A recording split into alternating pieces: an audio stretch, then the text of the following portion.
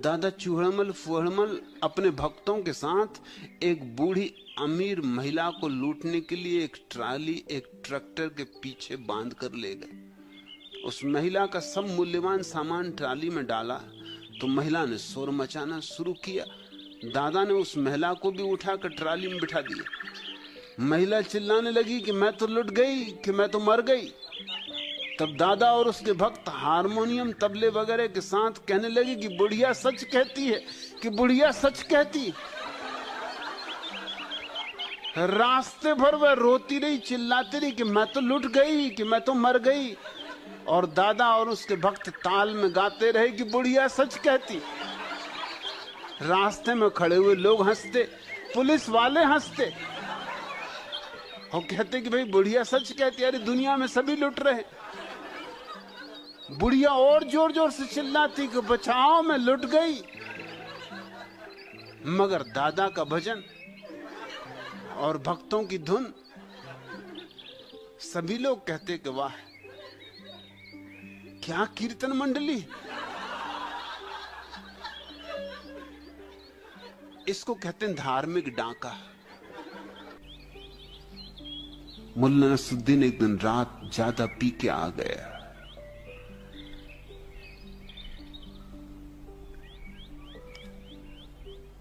चाबी ताले में लगा के खोलना चाहे, लेकिन हाथ कप रहा, सो चाबी ताले में ना जाए। पुलिस वाला रास्ते पे खड़ा बड़ी देर तक देखता रहा, फिर उसे दया आ गई। उसने कहा कि बड़े मियां चाबी मुझे तो तुमसे न खुलेगी। नसरुद्दीन ने कहा खोल के रहूंगा, तुम्हें अगर इतना ही प्रेम भाव उठा तो एक काम करो, जरा मेरे मकान को पकड़ के खड़े हो जाओ। मकान ऐसा हिल रहा है कि मैं करूं तो क्या करूं। इधर दोनों की बातचीत चल रही थी कि पत्नी की नींद खुल गई। उसने खिड़की से ऊपर से 2 मंजिले से झांक कर कहा कि क्या बात फजलू के पापा, क्या चाबी खो गई? दूसरी चाबी फेंक दूं? नसरुद्दीन ने कहा चाबी तो बिल्कुल मेरे पास, अगर तेरे पास दूसरा ताला हो तो फेंक, क्योंकि इस ताले में चाबी नहीं जा रही, ये ताला मकान के साथ हिल रहा है। दूसरा ताला हो तो फेंक दे तो मैं खोल दूं और आ जाऊं।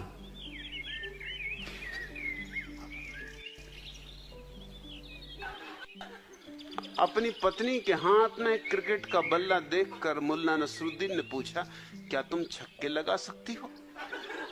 पत्नी ने कहा मैं छक्के मक्के लगाना नहीं जानती, मैं छक्के छोड़ा सकती हूं।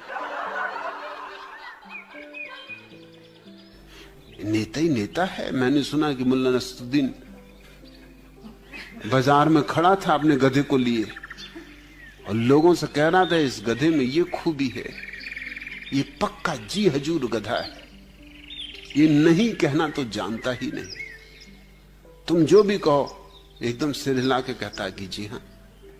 लोगों ने कई बातें कही और वो गधा नसरुद्दीन ने उसको पाठ पढ़ा के रखा था, सो कुछ भी कहो से वो सिर हिला के कहे जी हां।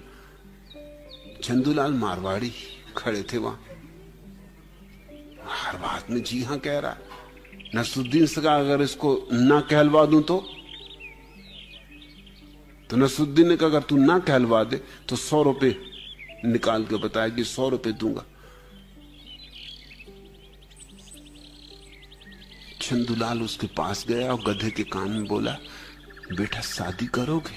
उसने कहा कि नहीं, एकदम ना कर दिया।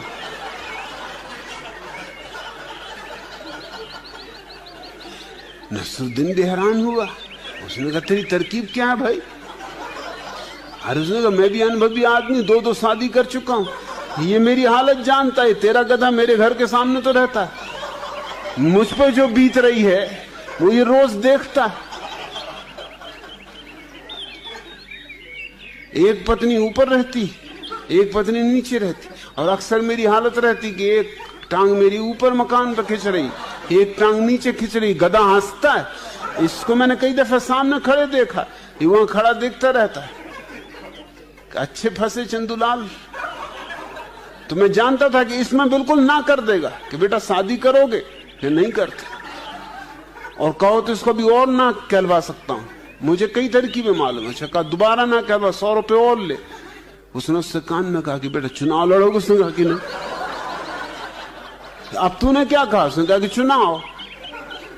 मैं 3 चुनाव लड़ चुका और हार चुका। जो फजीयत होती है वो भी ये देखता है, और नेताओं की जो हालत हो रही है वो भी ये देखता है। इधर पिटे उधर पिटे। नसरुद्दीन ने कहा भैया तू 200 रुपए ले, अब मुझे कहलवाना नहीं। पता नहीं तू और भी क्या तरकीबें जानता हो, और गधे में तुझमें 60 गांठ मालूम पड़ती। हरामजादे को मैंने इतना सिखाया कि हर चीज में हाँ भरना, और वो अभी दगा दे गया मुझे। यहीं दगा देगा। मेरा गधा मुझे दगा दे गया। मैं इसको बेच के रहूंगा, इस गधे को मुझे रखना नहीं है। मुल्ला नसरुद्दीन का बेटा उससे कह रहा था, पापा आपने मम्मी से शादी क्यों की? मुल्ला नसरुद्दीन ने उसे गौर से देखा और कहा, हरामजादे तो तुझे भी आश्चर्य होने लगा?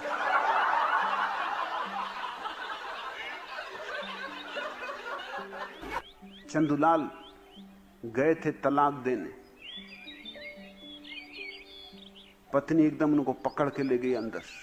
चंदूलाल तो दुबले पतले आदमी, पत्नी भारी मजबूत,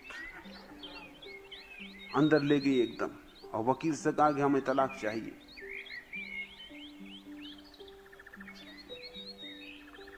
सब बंटवारा हुआ जाता था, लेकिन झंझट एक आ गई कि 3 बच्चे थे। तो वकील ने कहा 3 बच्चे, इनका बंटवारा कैसे हो? तो पत्नी ने कहा कि उठो जी, अगले साल आएंगे।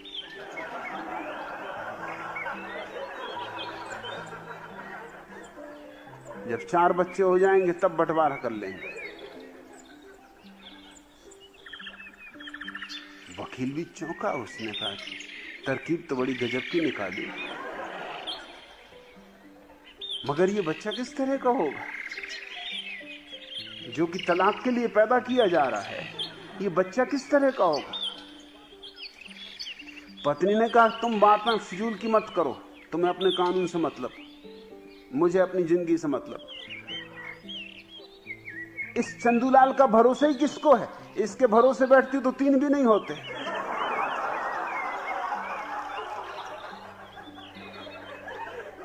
मुल्ला नसरुद्दीन और उसकी पत्नी में झगड़ा हो रहा था। झगड़ा इस बात का था कि घर का मालिक कौन। पत्नी ने कहा मैं तुझे बताती हूं घर का मालिक कौन। वो लेके बैलन उसके पीछे दौड़ी। मुल्ला भागा और बिस्तर के नीचे घुस गया। पत्नी है मोटी तगड़ी, वो बिस्तर के नीचे तो घुस ही नहीं सकती। सो वही उसका एकमात्र शरण। जब भी कभी ज्यादा खतरा हो जाए वो बिस्तर के नीचे, वहां उस पत्नी की पहुंच नहीं, वो बिस्तर के नीचे बैठ गया पद्मासन लगा के। पत्नी का निकल बाहर। मुल्ला ने कहा नहीं निकलते, हम अपने मालिक। अरे घर का मालिक कौन है? कौन हमें निकाल सकता है? नहीं निकलते, कर ले जो तुझे करना हो। तभी कोई मेहमान ने द्वार पर दस्तक दी। पत्नी ने कहा निकलो बाहर निकलो, कोई मेहमान आने दो। मुल्ला ने कहा आज मेहमानों को भी पता चल जाए कि घर का मालिक कौन। रख बेलन नीचे और घिसट नाक जमीन पर, तो बाहर निकलूंगा। एक छोटा सा बच्चा स्कूल देर से पहुंचा। अध्यापक ने पूछा कि इतनी देर कैसी हुई? उसने कहा कि मैं क्या करूं, वर्षा हो रही, आप देख रहे हो कैसी कीचड़ मची। 1 कदम आगे चलता था, 2 कदम पीछे सरकता था। शिक्षक भी था तो होशियार, गणितज्ञ था। उसने कहा अच्छा 1 कदम आगे चलते 2 कदम पीछे सरकते तो फिर पहुंचे कैसे? उसने कहा लड़का भी होशियार था। उसने कहा कि फिर मैंने घर की तरफ चलना शुरू किया। मुल्ला नसरुद्दीन ने अपने बेटे से फजलू से कहा कि देख गांव में एक गंदी फिल्म लगी हुई, अश्लील, कभी देखने मत जाना।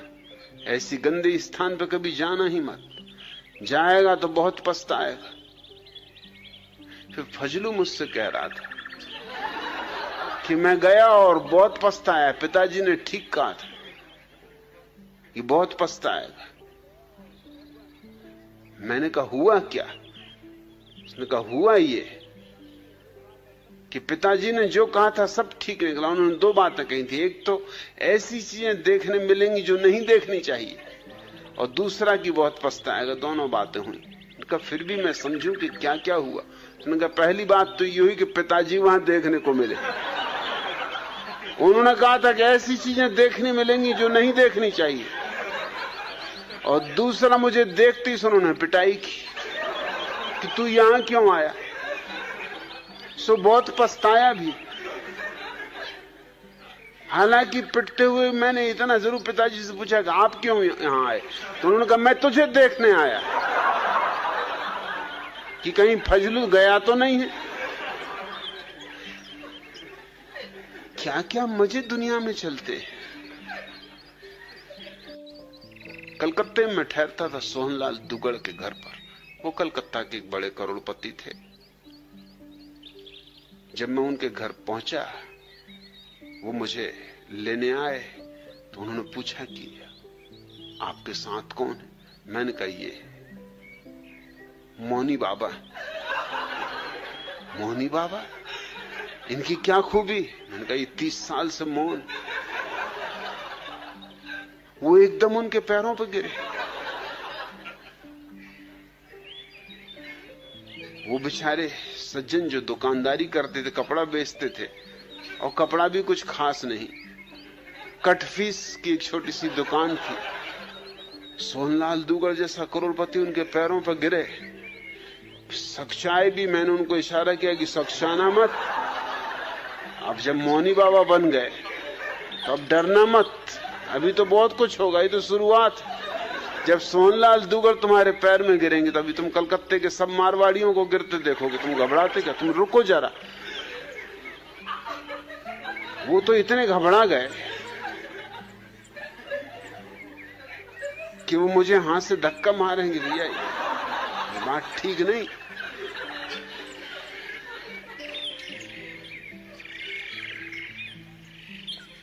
घर पहुंचे, सोहनलाल ने जल्दी से अपनी पत्नी को बुलाया कि मौनी बाबा। मोहल्ले के लोग इकट्ठे हुए कि मौनी बाबा आए, 30 साल से मौन। और मौनी बाबा पे जो गुजर रही वो मैं जानू कि वो रात का वक्त देख रहा है कि कब रात आए कि अपने दिल की मुझसे कहें। जैसे ही रात आई, दरवाजा जल्दी से बंद करके मेरे पैरों पर गिर पड़े और कहा कि मुझे माफ करो, मुझे ये काम करना ही नहीं, मुझे जाने दो, मैं तो अभी भागे जाता हूं, रात को चुपचाप निकल जाऊंगा। ये क्या झंझट मेरे पीछे लगा दी। इतने इतने बड़े लोग जिनके घर मुझे अगर मिलने भी जाना होता तो कोई मिलने नहीं देता, चपरासी भीतर नहीं घुसने देता, और मेरे पैर पे गिरते तो मुझको बड़ा संकोच लगता है। और स्त्रियां, उनकी सुंदर से सुंदर स्त्रियां मेरे पैर छू रही। ये क्या करवा रहे हो आप? उनके मैं कुछ नहीं करवा रहा हूं, ये मैं तुमको बता रहा हूं कि कैसी कैसी बेवकूफियां इस देश में। तुम भी उन्हीं बेवकूफों में हो जिसकी तुम 20 साल से पूजा कर रहे हो, और तुम तो अभी सिर्फ 5-6 घंटे ही मौन रहे हो।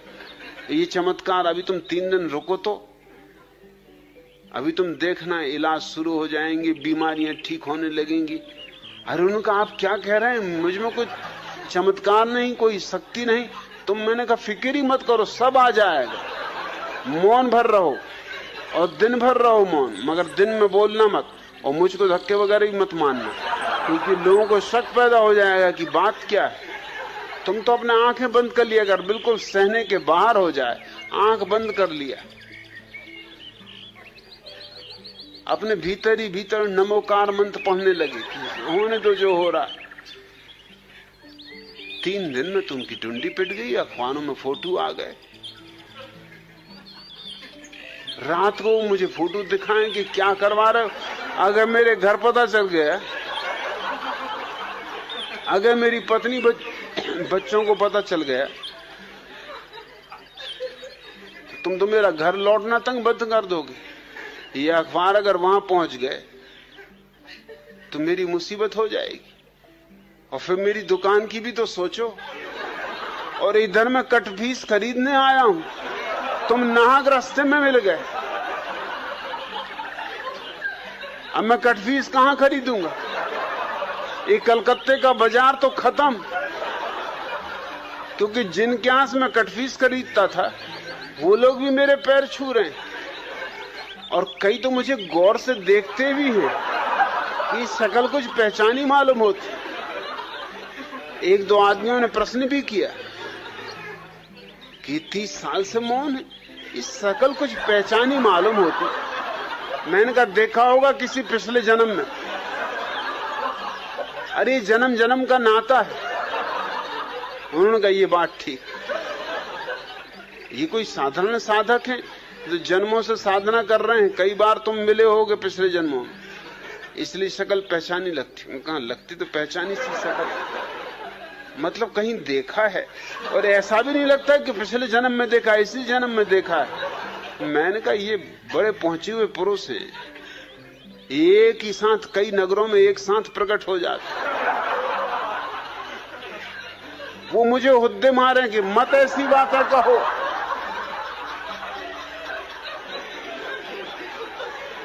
मेरी कमीज खींचे, मत कहो भैया ऐसी बातें मत कहो, ये बिल्कुल झूठ बातें। मगर लोग मान रहे हैं। मिठाइयां आने लगी, फल आने लगे, और रात मुझको कहें कि क्या करवा रहे, इतनी मिठाइयां फल में कहां ले जाऊं? तुम ले जाना, घर बाल बच्चों को मोहल्ले में बंटवा देना।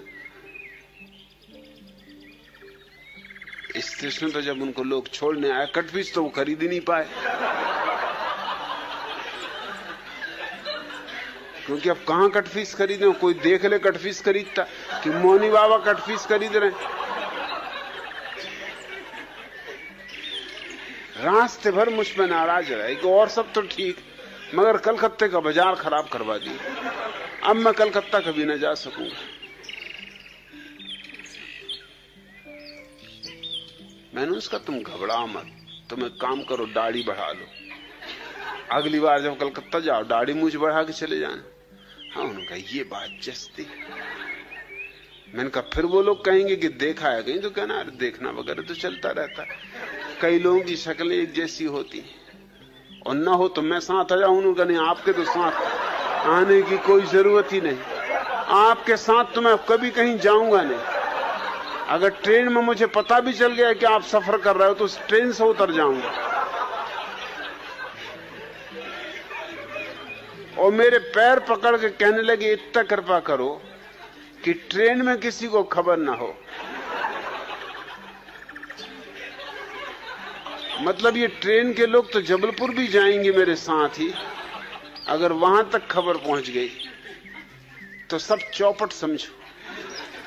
मेरी पत्नी मुझे मुश्किल में डाल देगी कि तुमसे किसने कहा था कि तुम मौनी बाबा बनो, तो तुम कहां से 30 साल मौनी बाबा रहे? 3 दिन के लिए घर से गए और 30 साल मौनी बाबा हो गए। फिर दोबारा जब मैं कलकत्ता जाता था तो लोग उनकी जरूर पूछते थे कि मौनी बाबा नहीं आए, कब आएंगे? मैंने कहा आएंगे, जरूर आएंगे। उनको स्वागत सत्कार ज्यादा पसंद नहीं,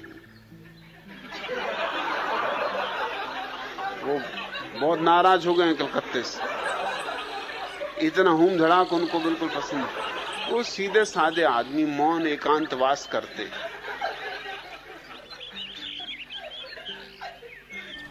एक डेयरी फार्म के उद्घाटन के लिए बुलवाया गया। जग्गू भैया तो उद्घाटनों के लिए एकदम उतावले ही रहते थे। पहुंच गए, अपना खादी का धोती कुर्ता और टोपी इत्यादि लगाकर गए और निकाल लिए अपनी कैंची और बोले कि बताओ कहाँ है रिबन? डेयरी फार्म के व्यवस्थापकों ने कहा कि महोदय, यह डेयरी फार्म का उद्घाटन है, यहाँ कैंची की जरूरत नहीं।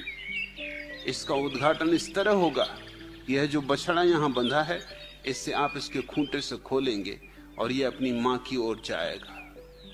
जग्गू भैया ने जल्दी से उस बछड़े को खोला। बछड़ा काफी देर से बंधा हुआ घबरा गया था, अतः तेजी से भागा और जग्गू भैया की टांगों के बीच से उन्हें चारों खाने चित्त करता हुआ अपनी मां के पास जा पहुंचा। फोटोग्राफर ने जल्दी से इस सुंदर दृश्य को अपने कैमरे में कैद कर लिया। इसके बाद श्री जग्गू भैया के और भी चित्र उतारे गए। एक चित्र डेयरी फार्म की सर्वश्रेष्ठ एवं सुंदर भैंस के साथ था। एक चित्र उनकी पत्नी के सहित खींचा गया। कुछ एकल चित्र भी उतारे गए। कुछ चित्र डेयरी फार्म के मजबूत और स्वस्थ सांड के भी उतारे गए। दूसरे दिन उतावले जग्गू भैया ने अखबार बुलाए, क्योंकि वे जानते थे कि मुख्य पृष्ठों पर उनके फोटो छपे होंगे। फोटो तो थे, मुख्य पृष्ठ पर ही थे, मगर उनके शीर्षक कुछ इस प्रकार थे। पहले चित्र में जग्गू भैया चारों खाने चित्र डले थे। चित्र के नीचे लिखा था, डेयरी फार्म का उद्घाटन करते माननीय श्री जग्गू भैया। दूसरे चित्र में जग्गू भैया अपनी पत्नी के साथ खड़े मुस्कुरा रहे थे। लिखा था, श्री जग्गू भैया डेयरी फार्म की सर्वश्रेष्ठ और सुंदर भैंस के साथ। तीसरे चित्र में श्री जग्गू भैया एक भैंस के गले में हाथ डाले उसे आलिंगनबद्ध किए थे। चित्र का शीर्षक था, माननीय श्री जग्गू भैया अपनी प्यारी पत्नी के साथ। यह सब देख जग्गू भैया क्रोध से जल भुन गए और अपने ड्राइवर को बुलाकर कहा, इसी समय गाड़ी निकालो, संपादक के यहाँ चलो।